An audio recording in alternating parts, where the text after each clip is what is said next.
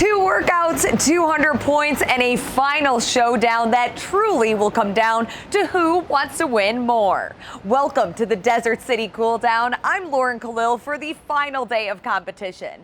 Heading into today, nothing was guaranteed when it comes to that podium in those precious spots.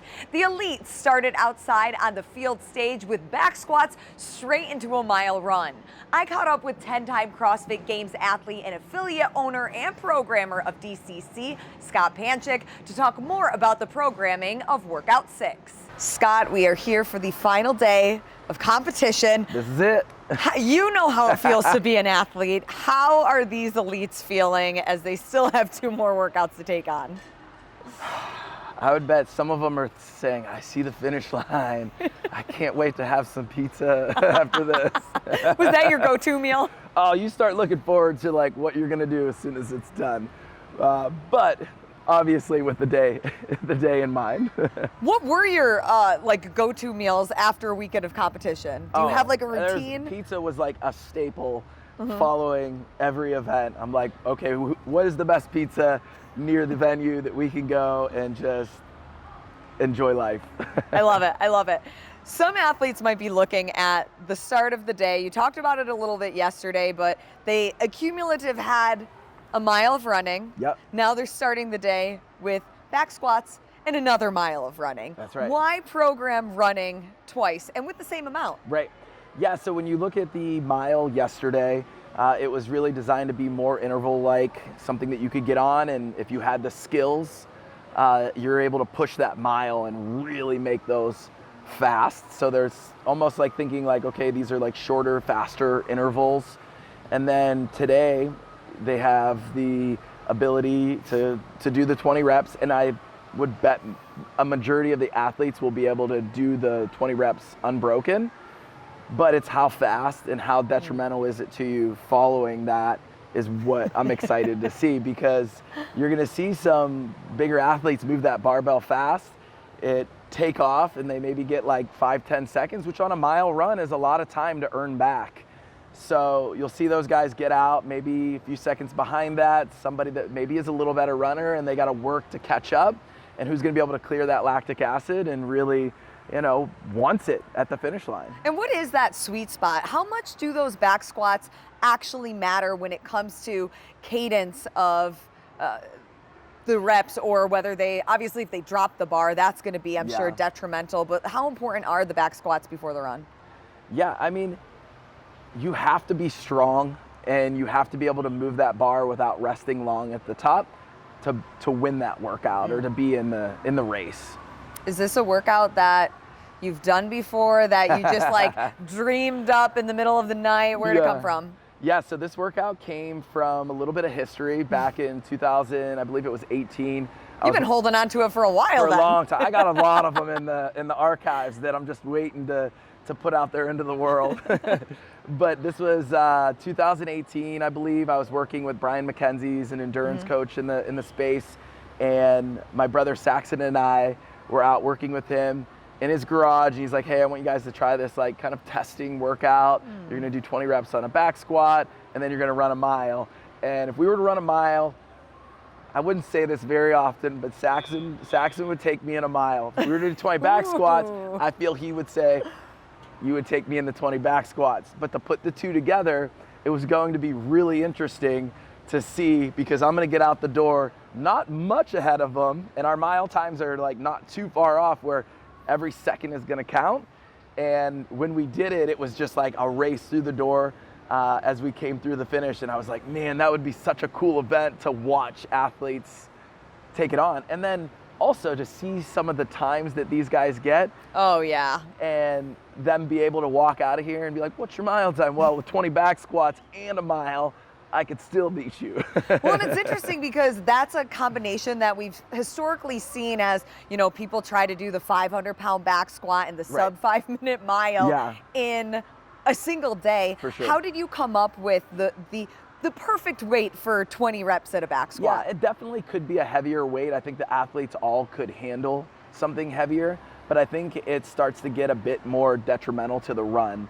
And I wanted it to be a weight that athletes could get into the run relatively quickly and still put up a very fast mile time. If we put the weight at, let's say it's 275 and 185, the athletes, I feel confident, a lot of them would still get it done, and probably not too far off from the time it would take to do the 225, but it would be just so detrimental to the run, where you're gonna see them like really lollipopping for maybe 400 meters to 800 meters.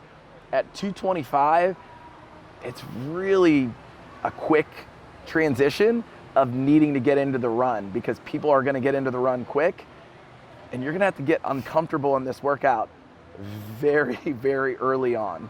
Thanks, Scott. I can't wait to see these athletes get uncomfy.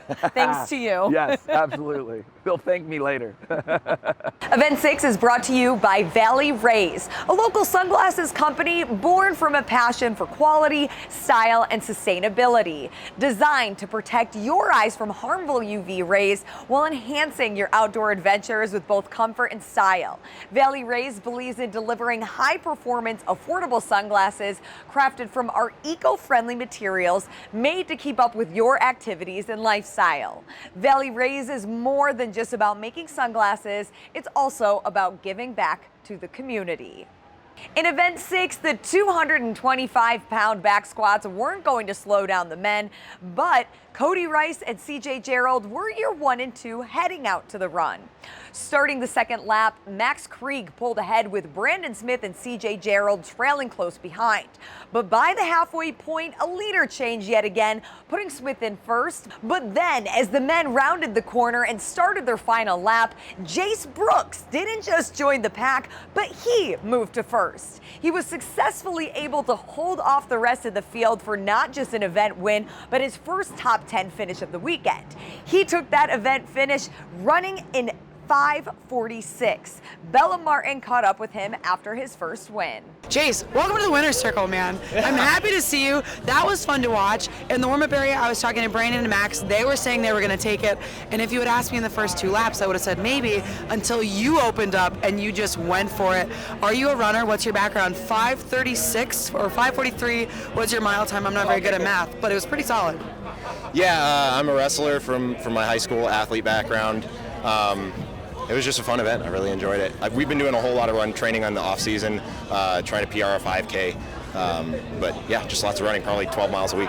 I also caught up with his coach, Harley Pescolito. This was not just a win for him, but his first top 10 finish of the weekend. What have you guys been working on to allow him to be so successful to kick off the day? Yeah, so we've been training running as his primary off-season priority work. He's been running about 12 miles a week, 2 to 3 sessions a week, just to build a bigger aerobic base. It was one of his weaknesses coming into the season last year, and we just addressed it and worked a lot towards it. When it comes to research, what any good journalist does is they Google the person that they want to talk about and, of course, look at the game's website, what his history has been, and there really isn't a ton of information out there. What can you tell us to get to know him a little bit better? For sure. So Jace hired me about 1 year and 2 months ago. I coach for a remote company called The Pack. He would describe that this year was his first year as his kickoff year of taking CrossFit competitively from the serious side. Before, he just did classes and had a good time with it, but now he decided that this was going to be his his main mode of competitive outlet. So he really has put in a lot of work in this past year, and it's showing. Did the two of you talk about mindset at all? Because when you come to a competition like this, a competitive field with Games Semifinals experience, what was that conversation like with him? And then to win an event. Right. So going into the weekend, he did really well at TFX last year. He took second in the RX division, and he really had a dominant performance in his off-season event before this. So I think he had really high expectations, but he realized very quickly that the field, the rate of travel, and the level of athletes here was just slightly different. Well, congratulations. It was great to watch him, and we'll see how he does the rest of the weekend. Thank you. Overall leaderboard heading into that final event, it looks like it's going to be a battle between Max Krieg and CJ Gerald. Krieg leads Gerald by just 12 points, but in order to change that end result, more men are going to need to help out getting in between those two athletes. The women then took the field with no time wasted in the back squats. No surprise to see several finishing them and heading out on the run on the same time, but now it was a matter of who could separate themselves on the run. First to the field was Hattie Canyo, Ellia Miller, Zoe Warren, and Hannah Black. After the first lap, Canyo held the lead, but Warren was on her heels with Miller and Black close behind. While Warren was able to draft off Canyo for the first 2 laps, at the start of the third, she pulled slightly ahead. Then by the 4th lap, she had extended the gap all the way through the finish, clocking her mile time in at 6:34. Bella Martin caught up with Warren after she crossed. That was an amazing performance on our back squat mile. 155 for 20 back squats, not that heavy. Clearly it wasn't a problem for you. Tell me what's going through that mile. You and Hattie together for the first 2 laps, and then you really opened up and went going. Yeah, just sat behind her for 2.5 laps, knew my paces, and at I think like 2 laps in, just kind of went for it and just tried to hang on. With 1 workout to go, Zoe Warren was able to gain just 4 points ahead of Hattie Canyo, setting these women up for a full sender bust in order to win the whole event going into workout 7. For the final, elites would be out on the Tempe tourism stage. Programmer Scott Panchik gave us an insight on how bad these athletes are going to need to hurt just by some simplicity of dumbbells. Back with Scott one more time. 1 more workout on tap. 1 to go. Up until now, do you feel like the programming has played out to what you envisioned? Yes, I would say for the most part. I would say some of the top athletes on the leaderboard are blowing away some of the times. And I think that's what gets really difficult with events like this, where you're programming for a wide range of people. You look at a workout that you want to fit in a time domain, and then you have like 10 guys that can just blow it out of the water, but for a lot of other people, it is the time domain that you're shooting for. So that was something that was a little bit unexpected for me, is just like really figuring out how do we hit all the different time domains for the weekend. And when you think about programming specifically for the elites, what is the balance between wanting to only see the cream of the top finishing the workout and not get time capped, or potentially like having a whole field go through the time cap or get a time? Yeah, I would say my goal for this event, I wanted athletes to be challenged with something, right? I wanted you to come in and have some components of this weekend that you walk away and you're like, man, I need to get back to work on this or that, but not be so trashed and wrecked that they can't get back into training. And I feel like that's one thing that sometimes a lot of events struggle to do, is they want to mimic the CrossFit Games. I don't want to be the CrossFit Games, but I want to take components of what we do in the gym and things that we've seen in the past that have been successful and bring them together to create just an amazing community event, and something that will still test the athletes. I don't think things need to be crazy heavy or long or high volume for us to figure out who the fittest people are here. Dumbbells have entered the chat. Saving them for last. Yes. What was the thought process behind that? All right, so the team here, they were like, we want something that is just like a gut check for the final. And when I told when I told them what I wanted to do, they're like, really? And I'm like, yeah, really. And I'm like, this workout, when I did it, I totally underestimated what it was gonna do to me. And I came out very fast when I did my first round, and then I was like, whoa. It was like the next 2 rounds, I was like, that got insanely hard. And if there is some individuals that are close on that leaderboard, you're gonna see some like people really get after it. So the workout really matters, because sometimes you get to the last workout and you kind of already know who's on the podium, what order it's gonna be. You think that this one might add some shakeups to that? I think it could potentially lead some shakeups. I think if it's, you got somebody above or below you and you wanna get them, you could, a little bit of heart right here. you could snipe some people in this workout. It's simple, it's elegant, it's a benchmark. I'm excited to watch it. That's all I can say. At what point should athletes start putting the pedal to the metal? At 3, 2, 1, go? Or what is your best advice from doing it? Yeah, my best advice is put your foot on the gas, close your eyes, and dig deep, because this one's gonna hurt. This one felt every bit of a benchmark. How long did it take for you to recover from this one? I laid on the ground for a good bit. It was probably the only one that I was kind of sprawled out on the floor. Having somebody take your shoes off for No, you? I didn't have anyone taking my shoes off, but I hadn't laid on the ground in a while, and I did it. And I was wanting to see how fast it could actually be. So I was I really gotta dig in. And it was just me in the gym, and I was oh man, I know how bad this is gonna hurt. I'm gonna hammer this first round, and I was I probably could just do the math and figure out what it would be if I hammered it like that for all 3 rounds. And I was that's not right. You got to do the whole thing. You have to know what these athletes are about to go through. I got to know. And I had done almost all the workouts. The only one I didn't get to do was the swim. I just didn't have the ability to take a rower and a bench in. But you did it here. I did. With That the was why elites. I did it there. That is why I did it. Practice what you preach, right? And you did. Okay, the advice is to have heart. Scott, thank you so much for sitting down with us, but also just programming the whole weekend. It's been an incredible event, and I think the athletes are having fun with it. Good. Hey, I just want you guys to all know, too, I wouldn't give you anything that I wouldn't do myself.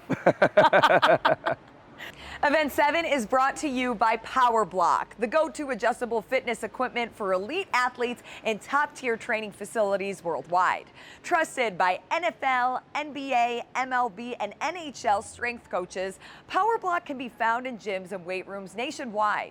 Stop by their booth to learn more about their exclusive gym outfitting packages, like the adjustable dumbbells at 50% off, and a chance to win Commercial Pro 100 pounds adjustable dumbbells with the stand. Event 7, you heard it from Scott Panchik. This one is going to hurt. It was a race right out of the gate for whose engine had more gas in the tank and who wouldn't run out before crossing that finish line. CJ Gerald hot right out of the start, but Brandon Smith and John Wood were close behind. But this workout was one that you couldn't get too comfortable with that leaderboard. At about the halfway mark, that's when those positions started to shift. And we saw a true race between Gerald, Wood, and Max Krieg. But then at the start of that 3rd round, Gerald takes a huge break before grabbing the dumbbells, allowing Krieg to move into that top spot with Smith and Wood right behind. As soon as it looked like Krieg was secure another event win, Wood passed him, hanging on to that final set of dumbbell thrusters and locking in his 2nd event win of the weekend. Bella caught up with him right after getting that W.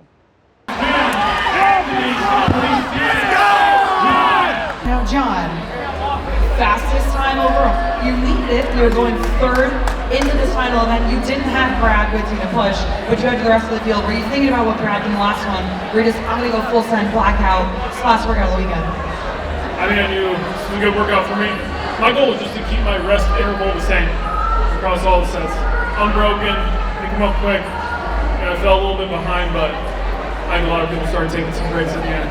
And that's where I caught it wrong. Your men's elite podium. We knew it was going to come down to the wire after that last event and potentially have some shifts. Max Krieg locked it in as your 2024 DCC champ, followed by John Wood edging out CJ Gerald by just 4 points to close out your men's podium.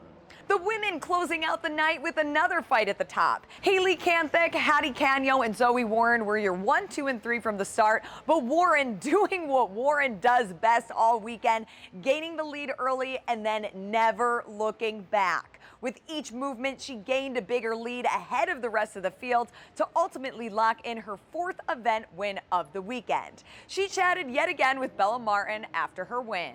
Winning the final workout, standing out not only from the jump in the 1st round, but wearing all pink. What's going through your mind last workout of the weekend? Finish strong and have fun. Your women's elite podium, Zoe Warren is your 2024 DCC champ after an incredible competition weekend, followed by Hattie Canyo and Hannah Black, who were also in the mix all 3 days. Zoe Warren and John Wood are names that we've mentioned all weekend long, but something we haven't mentioned yet is who programs for them. They actually co-own Step Up Training and co-coach each other. I was able to sit down with them and talk about their dynamic duo and more insight into what they do outside coaching. We just got done with the Desert City Classic, so we have a little background noise, but I'm here with Zoe Warren. She is our women's elite champion, and John Wood also bumping up on the podium to finish second overall. It is so great to have you guys here. What a weekend. Yeah, it was good. It was fun. They did a really good job, and happy with how it turned out. Everything on time, went nice and smooth. We love that. A flawless weekend. We will get to your individual performances, but first, for people that maybe don't know, you guys are connected in so many ways. Fiancés, own a training program, affiliate together. John, you coach Zoe. How does all of that work? I mean, there's a lot of moving parts, but like it's slowly like morphed into what it is now. And it still seems like fairly basic, I feel like, to what we do, just because it grew and grew and grew, and now you make it sound like this big thing, but I don't know, we like walk into the gym, coach people, and we work out together every day. It's more simple in my mind. Yeah, just do what he says. How does that work when maybe you're in the gym doing this really gross workout and then you gotta go home and be amicable and have dinner together? I mean, we've been doing it so long, it's not like, I don't know, it just flows well. I mean, it's just like, we get like numb, I don't know, you get numb to it. Like you do a really hard workout and like sometimes like she'll beat me obviously and I'll beat her. But like at the end of the day, we both want to get better. And if she beats me, she's doing something good. And if I beat her, she's doing something bad or something like that. But I don't know, I usually don't bring it home. Sometimes it's a little stressful around like leading up to competitions or like quarterfinals, leading into semifinals can get stressful, but I feel like we're pretty good at just when we get home to like check out. It's like we always talk about like sometimes like we'll have like friends in the space that love talking CrossFit and like that's all we do. It's all we think about. Yeah. So like having time when like I'm either playing video games, not thinking about CrossFit. I mean, because people are always like, how do you play video games? I'm like, I think about the same thing all day.